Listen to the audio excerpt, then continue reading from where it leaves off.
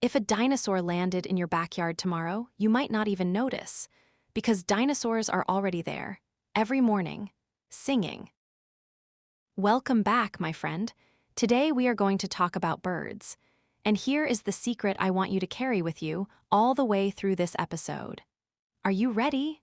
Birds are dinosaurs, real dinosaurs, the dinosaurs who never went extinct. A long, long time ago, 66 million years ago, a giant rock from space, bigger than a mountain, smashed into the earth.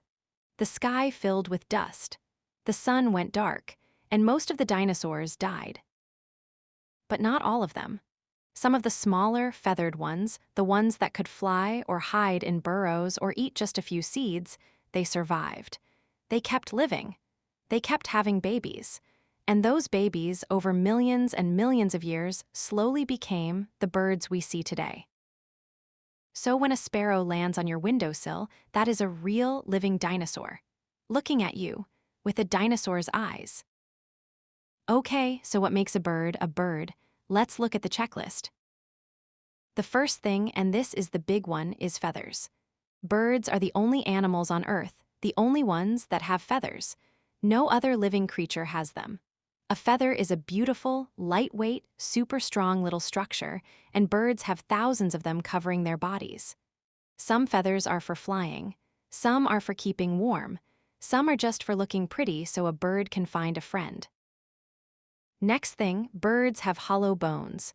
Imagine if your arm bones were not solid all the way through, but instead like a drinking straw with empty space inside. That's a bird bone.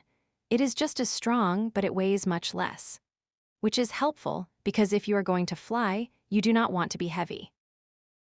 Next, birds lay eggs with hard shells. And almost every bird mom and dad take turns sitting on those eggs, keeping them warm, until the babies are ready to hatch. And one more thing, birds don't have teeth. Not a single one. Instead, they have beaks. And here is something wonderful. Every kind of bird has a beak shaped exactly right for the food it eats. A hawk's beak is sharp and curved for tearing meat. A duck's beak is flat for scooping up plants in the water. A hummingbird's beak is long and thin like a needle, so it can drink nectar from inside a flower. Same animal group. Hundreds of different tools, all made of the same stuff your fingernails are made of. Now, let's meet some. Our first bird today is a tiny one, the hummingbird. A hummingbird is so small that you could hold one in the palm of your hand and barely feel it. Some hummingbirds weigh less than a penny. But this little creature is a flying machine. Its wings beat about 80 times every second, so fast that you can't see them flapping. They just look like a blur. And they make that hum sound, which is where the name comes from. A hummingbird can fly forwards. It can fly backwards. It can fly straight up. It can hover perfectly still in the air like a little fairy. It is the only bird in the world that can do all of those things. And to power all that flying, the hummingbird's heart beats over 1,000 times every minute. While you are listening to this sentence, a hummingbird's heart just beat hundreds of times. Next, let's go to the cold, salty wind of the open ocean. There is a bird up there that I think is one of the greatest travelers on Earth, the wandering albatross. An albatross is huge. Its wingspan, that's the distance from one wingtip to the other, can be 11 feet across. Some albatrosses are wider than a car. But here is the amazing part. An albatross almost never flaps its wings. It just spreads them out and it rides the wind. It can fly for hours and hours and hours without flapping. It glides over the ocean, just floating along. Scientists put a little tracker on one albatross a long time ago, and they followed it for its whole life. By the time that one bird died, it had flown enough miles to go to the moon and back 3 times. 3 times, from one little bird just gliding. Now, last bird, and this one might surprise you, because it's a bird I bet you've seen hundreds of times, but you might not know how clever it really is. The crow. Crows are big, glossy black birds. They are everywhere.